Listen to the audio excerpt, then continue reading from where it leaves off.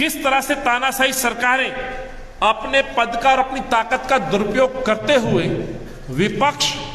या इस देश और दिल्ली में जो पीड़ित वर्ग है, जो उनकी आवाज है,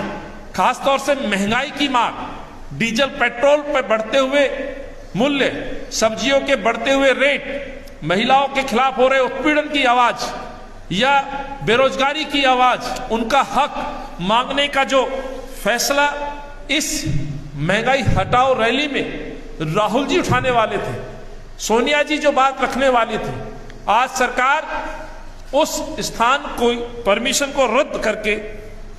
ये दिखाना चाहती है कि वो कितने बड़े तानाशाही हैं। लेकिन जनता जनार्दन है, इन सब चीज का हिसाब जनता जरूर देगी और हिसाब मांगेगी भी। अफसोस ये है कि सत्ता में बैठे हुए सत्ता के ये आसीन लोग ये भूल जाते हैं कि जनता जनार्दन है, समय आने पर सत्ता जा भी सकती है, सत्ता में ये जनता बैठा भी सकती है। इसीलिए साथियों कहना चाहता हूं कि 12 तारीख की होने वाली जो प्रस्तावित कांग्रेस की रैली थी वो जयपुर में जरूर होगी, लेकिन कांग्रेस पार्टी, खासतौर से दिल्ली कांग्रेस का कार्यकर्ता